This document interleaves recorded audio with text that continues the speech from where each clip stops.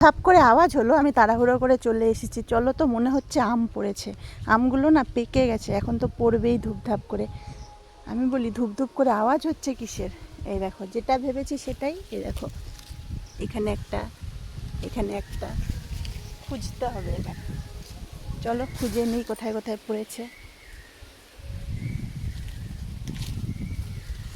এইখানে দেখো একটা পড়েছে, শুকনা হয়ে গেছে। পুকুর পাড়ে এত সুন্দর হাওয়া দিচ্ছে বন্ধুরা, কি বলবো। এখানে একটা পড়েছে, এটা আবার নষ্ট হয়ে গেছে একটু। এইবার শুরু হয়ে যাবে, সব আম পড়ে যাবে ধূপ ধূপ করে। কেন, প্রায় মানে পাকার দিকে চলে এসেছে, বোখাগুলো নরম হয়ে যাচ্ছে। দেখো, মনে হচ্ছে নদীর জলের মতন, জলটা কি সুন্দর লাগছে না? খুব সুন্দর লাগছে।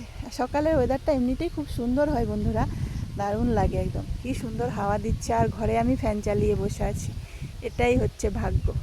ঘরে তো হাওয়া ঢুকেই না, হাওয়া বাতাস, পাকা ঘর, আর বাইরেই এত সুন্দর বাতাস দিচ্ছে। আমগুলো কি সুন্দর দুলছে দেখো। যত আমগুলো দুলবে তত তো বানর দূর থেকে দেখবে আর বলবে আমি খাবো, আমি খাবো। এই বছর একটা আমও খেতে পারলো না, এত পাহারা দিয়েছি, একটা আমও খেতে পারেনি। তো চলো বসে পড়ি আবার কাজে। পুকুর পাড়ে আসলে না মনটা একদম শান্ত হয়ে যায়, এত ভালো লাগে, মানে কি বলবো। সবাইকে শুভ সকাল বন্ধুরা। কি সুন্দর লাগছে দেখো ওয়েদারটা, দারুণ লাগছে, দারুণ।